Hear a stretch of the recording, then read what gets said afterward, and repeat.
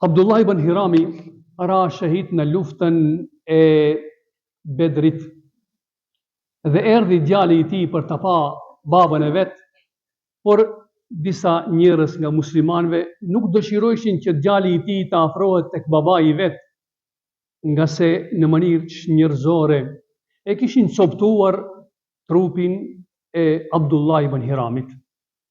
Kur e pa këtë skenë pejgamberi alayhi salatu wassalam, ju dhimt djali i tij, por në të njëjtën kohë dëshiroi që t'jape lamtumirin e fundit dhe ju tha muslimanëve që ta lirojnë Xhabirin ta shohë babën e vet.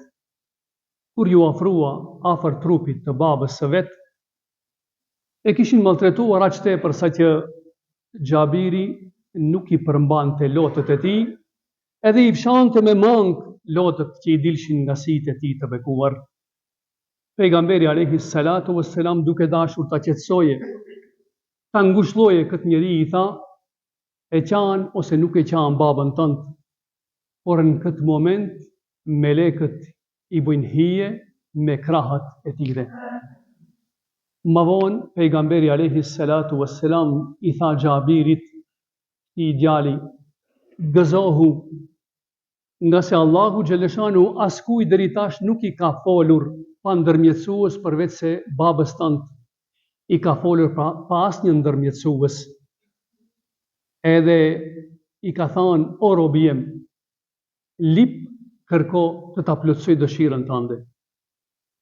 Thot: o Zot, dëshiroj që edhe një herë të kthehem në këtë dunja, të luftoj, të jetë fjala jote la ilahe illallah mbi fjalë të tjera, e dëshiroj ta përjetoj edhe një herë shahidllakun.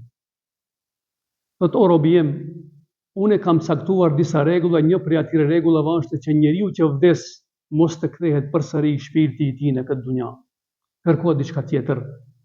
Thot: o Zoti jem, dëshiroj që këto kënaqësi dhe mirësi të mëdha që i përjetoj unë si shahid, t'ua tregojsh njerëzve.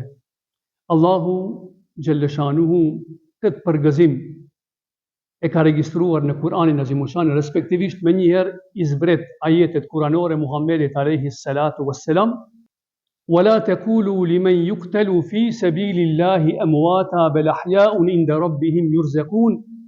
Dhe mos thuani për njerëzit të cilët